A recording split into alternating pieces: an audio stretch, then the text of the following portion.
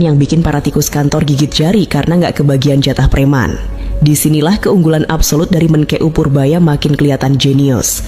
Lu bayangin gimana pusingnya otoritas keuangan Swiss dan Singapura pas dihadepin sama tim finansialnya Purbaya. Bank-bank di sana itu kan terkenalnya minta ampun soal kerahasiaan data nasabah.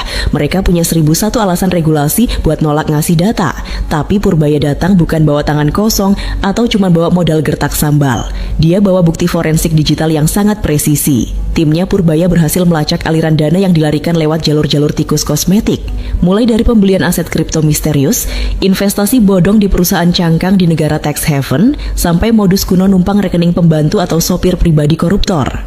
Semua dibuka transparan di depan pengadilan internasional. Begitu bukti-bukti itu digelar, para bankir Swiss itu cuma bisa melongo. Mau ngeles pakai aturan kerahasiaan, Purbaya langsung skakmat pakai aturan anti pencucian uang global, AML, dan konvensi PBB melawan korupsi. Alhasil, benteng pertahanan mereka roboh total. Uang rakyat yang tadinya dikira udah jadi hak milik abadi para mafia berdasi, akhirnya dipaksa muntah dan pulang kampung ke pangkuan Ibu Pertiwi.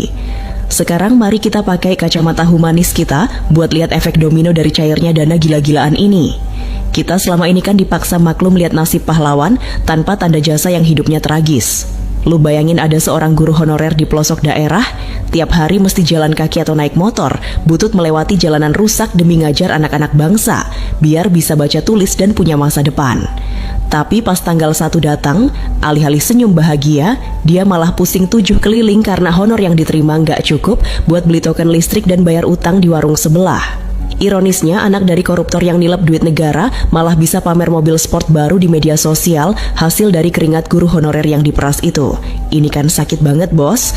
Makanya begitu dana hasil rebut brankas Swiss ini difokuskan buat mereka, ini bukan cuma soal menaikkan angka di buku tabungan. Ini adalah soal memulihkan harkat, martabat, dan harga diri para pendidik bangsa yang selama ini diinjak-injak oleh sistem yang korup. Begitu juga dengan para pensiunan kita.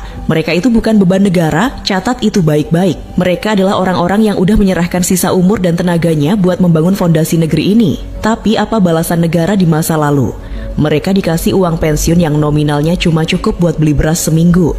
Sisanya, ya pinter-pinternya mereka aja gimana caranya bertahan hidup di hari tua sambil nahan sakit-sakitan. Banyak pensiunan yang terpaksa harus terus bekerja di usia senja, jadi penjaga malam, jadi tukang parkir, atau jualan koran di lampu merah demi nggak mau ngerepotin anak cucunya yang hidupnya juga pas-pasan. Nah, dengan adanya suntikan dana dari aset siluman sebesar 700 triliun ini, Prabowo mau memastikan kalau di hari tua mereka bisa duduk santai di teras rumah sambil minum teh hangat, nimang cucu, tanpa perlu mikir besok makan apa atau gimana cara bayar berobat ke puskesmas. Ini baru namanya memuliakan manusia, bukan cuma memanfaatkan tenaganya pas masih muda terus dibuang pas udah tua. Hebatnya lagi, taktik brilian Prabowo dan Purbaya ini sukses bikin para pengamat ekonomi dadakan yang hobi nyinyir di televisi langsung kena mental. Biasanya setiap ada wacana kenaikan kesejahteraan rakyat, para pengamat ini langsung kompak teriak, "Wah, awas inflasi, wah awas defisit APBN bengkak, wah nanti mata uang kita melemah." Pokoknya intinya rakyat nggak boleh senang deh. Tapi sekarang mereka mau ngomong apa lagi?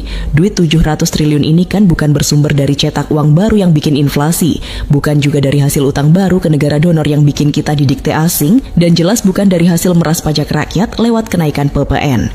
Ini murni duit nemu alias duit rampasan dari para penyamun yang selama ini mandek nggak muter di perekonomian nasional. Jadi ketika duit ini masuk ke kantong guru honorer dan pensiunan, duit ini bakal langsung dibelanjakan buat kebutuhan pokok. Beli beras, beli baju, bayar sekolah anak, renovasi rumah. Efeknya apa? Daya beli rakyat bawah langsung meroket, UMKM di pasar-pasar tradisional langsung hidup lagi, dan roda ekonomi berputar kencang dari bawah, bukan dari atas. Ini namanya strategi ekonomi kerakyatan yang real, bukan cuma teori muluk-muluk di atas kertas seminar. Langkah super tegas dari Presiden Prabowo ini benar-benar jadi alarm kematian buat para koruptor yang sekarang masih berani main-main sama uang proyek atau anggaran daerah. Prabowo lagi ngirim pesan psikologis yang sangat dingin dan mematikan. Kalian mau sembunyi di mana? Swiss yang sistem perbankannya paling rahasia sedunia aja bisa kita jebol, apalagi cuma rumah dinas atau apartemen kalian di Jakarta. Ini adalah bukti nyata kalau kepemimpinan yang punya nyali itu bisa mengubah kemustahilan jadi kenyataan. Rakyat udah bosan sama pemimpin yang cuma jago bikin pidato puitis, tapi pas ada koruptor kakap malah melempem kayak kerupuk kasuraman. Hari ini, Prabowo tunjukkan kalau di tangan pemimpin yang tepat, kedaulatan bangsa itu bisa tegak berdiri tanpa harus tunduk sama konspirasi mafia global. Nah, sekarang